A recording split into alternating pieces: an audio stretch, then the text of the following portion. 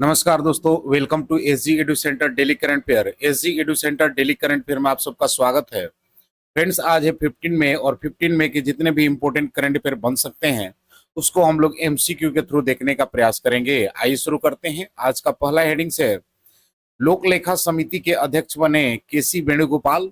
Second है, Nicaragua ने UNESCO से अलग होने की घोषणा की। थर्ड है, ऑस्ट्रेलिया की पहली महिला विपक्षी नेता बनी सुसान ले। फोर्थ है कि अब हर साल 23 सितंबर को मनाया जाएगा आयुर्वेद दिवस। फिफ्थ है कि वियतनाम ने भारतीय निवेशकों और पर्यटकों के लिए 10 वर्षीय गोल्डन वीजा लॉन्च किया। सिक्स्थ है कि विश्व का सबसे लंबा केला मूसा इंडेड मानसिस इंडोमान निकोबार में पाया गया। सेवेंथ है कि श्रीलंका में मनाया जाता है बैसाख पोए महोत्सव। एट्थ है कि वित्त वर्ष 2024 में महाराष्ट्र ने सबसे अधिक जीएसटी राजस्व संग्रह किया। नाइन्थ है, इंदौर बना भारत का पहला भिखारी मुक्त शहर। टेंथ है कि नेट्राडाइन बना भारत का तीसरा यूनिकॉर्न 2025 में। फ्रेंड्स, आज का बस रुकना मत, चलते रहो, यानी behind every difficulty lies a new opportunity, just don't stop, keep moving forward.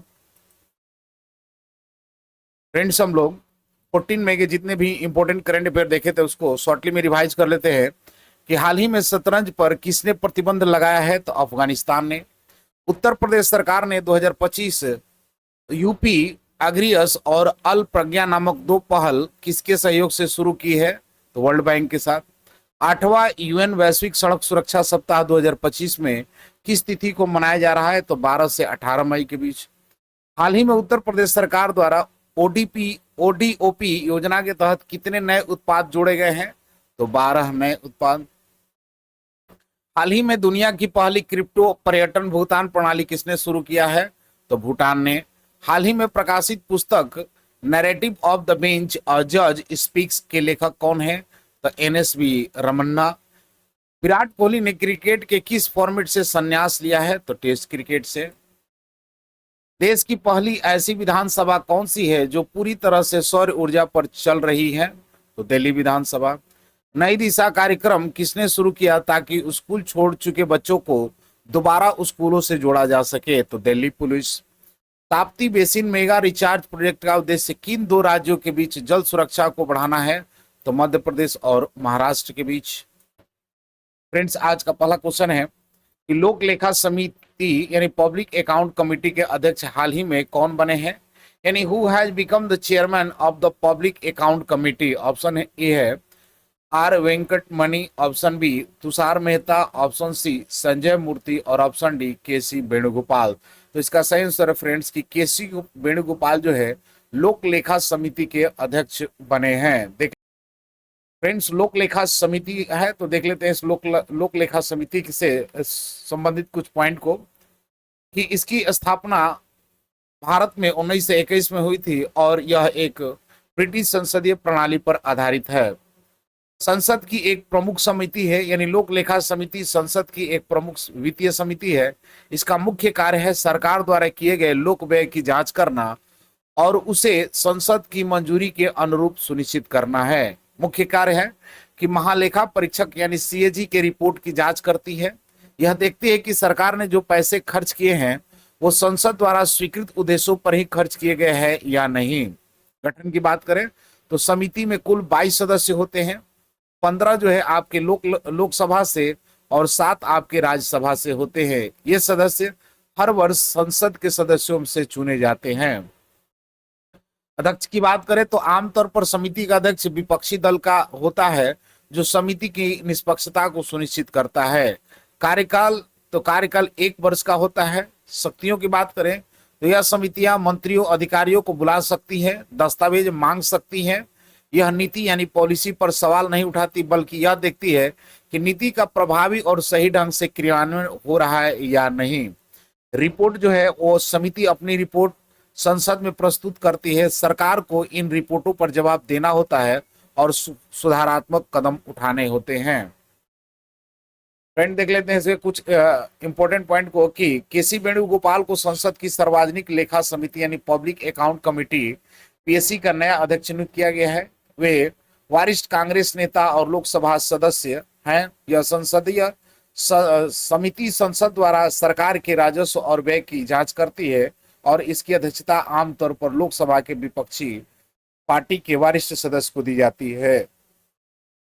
Cashew Venugopal ने अगस्त 2024 में यह पदभार संभाला है। इससे पहले अधीर रंजन चौधरी इस पद पर थे। नेक्स्ट क्वेश्चन है, किस देश ने हाल ही में यूनेस्को से अलग होने की घोषणा की है? यानी which country has announce its separation from UNESCO? Option A Nicaragua, option B Honduras, option C Panama और ऑप्शन डी ग्वाटेमाला। तो इसका सही आंसर फ्रेंड्स कि निकारागुआ ने हाल ही में यूनेस्को से अलग होने की घोषणा की है। देख लेते हैं इसके कुछ एडिशनल इंफॉर्मेशन को, यानी यूनेस्को के बारे में।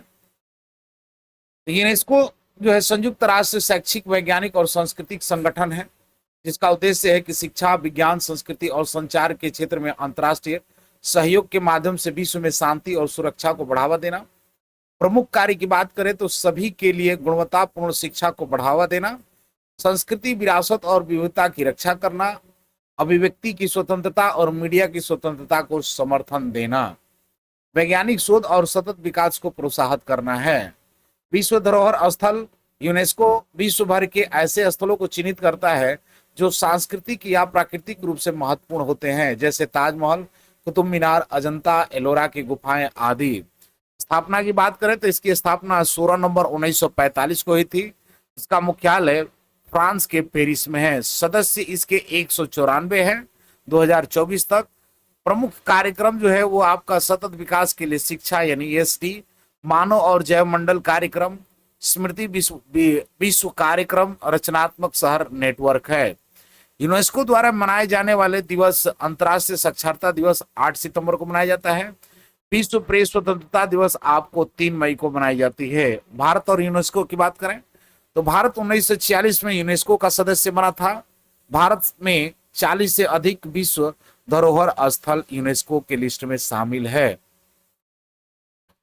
देख लेते हैं इसके कुछ एडिशनल इंफॉर्मेशन को कि निकारागुआ ने संयुक्त राष्ट्र शैक्षिक, वैज्ञानिक और सांस्कृतिक संगठन यूनेस्को से अपनी वापसी की घोषणा की है। यह निर्णय तब लिया गया जब यूनेस्को ने निकारागुआ के अखबार ला प्रेस को वर्ल्ड प्रेस फ्रीडम प्राइज से सम्मानित किया। निकारागुआ सरकार ने यूनेस्को को एक पत्र भेजकर यह फैसले की जानकारी दी और पुरस्कार को अस्वीकार्य और अपमानजनक बताया है। सरकार ने कहा है कि यह निर्णय देश के संप्रभुता और सांस्कृतिक मूल्यों के खिलाफ है। नेक्स्ट क्वेश्चन है कि हाल ही में सुसान ले किस देश की पहली महिला विपक्षी नेता बनी है? यानी recently Susan Ley has become the first female opposition leader of which country? Option A Sweden, option B Denmark, option C Australia और option D none of this. तो इसका सही आंसर फ्रेंड्स कि ऑस्ट्रेलिया की सुसान ले जो है पहली महिला विपक्ष नेता बनी है। देख लेते हैं फ्रेंड्स ऑस्ट्रेलिया को। ऑस्ट्रेलिया के कैपिटल जो है आपका कैनबरा में है। प्रेसिडेंट आपको एंथोनी अल्बनेज है और करेंसी की बात करें तो ऑस्ट्रेलियन डॉलर्स है।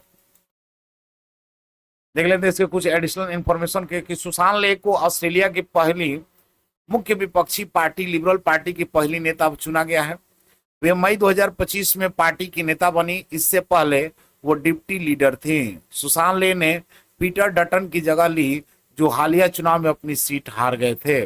यह पहली बार है जब ऑस्ट्रेलिया में किसी महिला को विपक्ष का नेता चुना गया। सुसान ले ने पार्टी को केंद्र की ओर ले जाने और महिलाओं एवं युवाओं मतदाताओं से जोड़ने की प्रतिबद्धता जताई है। नेक्स्ट क्वेश्चन है कि हाल ही में भारत सरकार ने आयुर्वेद दिवस किस दिन मनाने की घोषणा की है? यानी on which day has the government of the India recently announced to celebrate Ayurveda day? Option A 12 अगस्त, ऑप्शन बी 23 सितंबर, ऑप्शन सी 18 अक्टूबर और option D none of this. तो इसका सही आंसर है फ्रेंड कि 23 सितंबर को जो है यानी 23 सितंबर को भारत सरकार ने आयुर्वेद दिवस मनाने की घोषणा की है। देख लेते हैं इसके कुछ एडिशनल इंफॉर्मेशन को कि भारत सरकार ने हाल ही में घोषणा की है कि अब आयुर्वेद दिवस हर साल 23 सितंबर को मनाया जाएगा। पहले यह दिवस धनतेरस के दिन मनाया जाता था, जिसकी तारीख हर साल बदलती थी। 23 सितंबर की तारीख तय करने का उद्देश्य है कि आयुर्वेद दिवस को एक निश्चित और वैश्विक स्तर पर मान्यता प्राप्त दिन बनाना है। यह तारीख शरद विषुवत के साथ यानी ऑटमल यूनिक्स के साथ मेल खाती है, जब दिन और रात लगभग बराबर होते हैं, जो आयुर्वेद के संतुलन के सिद्धांत का प्रतीक है। इस बदलाव से राष्ट्रीय और अंतर्राष्ट्रीय स्तर पर आयुर्वेद दिवस के आयोजन में सहूलियत होगी और इसकी वैश्विक पहचान बढ़ेगी। नेक्स्ट क्वेश्चन है कि वियतनाम ने 10 साल की गोल्डन वीजा योजना किस देश के निवेशकों, दीर्घकालिक पर्यटकों और विदेशी पेशेवरों के लिए शुरू की है।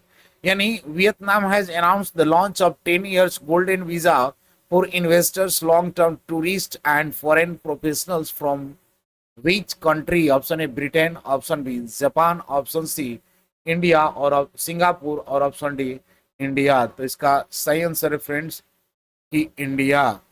यानी वियतनाम ने 10 साल की गोल्डन वीजा भारत के निवेशकों के दीर्घकालिक पर्यटकों और विदेशी पेशेवर के लिए शुरू किया है। देख लेते हैं इसके कुछ एडिशनल इंफॉर्मेशन को कि वियतनाम सरकार ने हाल ही में भारत के निवेशकों, दीर्घकालिक पर्यटकों और पेशेवरों के लिए 10 वर्षीय गोल्डन वीजा शुरू करने की घोषणा की है। इस वीजा का उद्देश्य है कि भारत से व्यापार, पर्यटन और पेशेवर को आकर्षित करना है, जिससे दोनों देशों के आर्थिक सांस्कृतिक संबंध मजबूत हो। यह वीजा निवेशकों, उच्च कौशल वाले पेशेवरों और लंबे समय तक वियतनाम में रहने वाले इच्छुक पर्यटकों के लिए है। गोल्डन वीजा के तहत 10 साल तक का निवास और बाद में अस्थायी निवास का विकल्प उपलब्ध है। नेक्स्ट क्वेश्चन है कि दुनिया का सबसे लंबा केला, जिसका नाम मूसा इंडामेनिस है, किस स्थान पर पाया गया।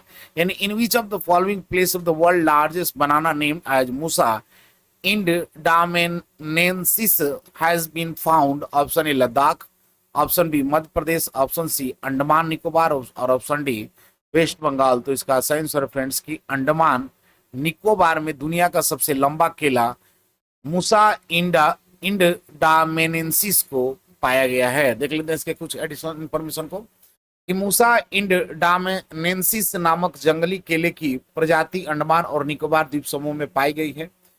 इस प्रजाति का फल गुच्छा यानी 4.2 मीटर लंबा पाया गया है, जो विश्व में अब तक का सबसे लंबा केला है। यह प्रजाति विशेष रूप से लिटिल अंडमान और निकोबार के कैंपबेल क्षेत्र में पाई जाती है। इसका पौधा लगभग 11 मीटर ऊंचा होता है और फल पकने पर सुनहरे रंग के होते हैं। यह प्रजाति IUCN द्वारा अत्यंत संकटग्रस्त श्रेणी में सूचीबद्ध किया गया है। नेक्स्ट क्वेश्चन है कि बुद्ध से संबंधित वैशाख पोया त्योहार किस देश में मनाया जाता है। यानी in which country the Vaishakh Poya festival is related to Gautam Buddha celebrated. Option A Sri Lanka, option B Nepal, option C Bhutan और ऑप्शन डी बांग्लादेश। तो इसका सही आंसर फ्रेंड्स कि श्रीलंका। यानी बुद्ध से संबंधित वैशाख पोया त्योहार श्रीलंका देश में मनाया जाता है। देख लेते हैं इसके कुछ एडिशनल इंफॉर्मेशन को कि वैशाख पोय श्रीलंका महोत्सव श्रीलंका में बड़े धूमधाम और श्रद्धा के साथ मनाया जाता है। यह बौद्ध पंचांग का सबसे पवित्र दिन माना जाता है और पूरे देश में सप्ताह भर उत्सव मनाया जाता है। इस दिन गौतम बुद्ध के जन्म, ज्ञान प्राप्ति और महान निर्वाण का स्मरण किया जाता है।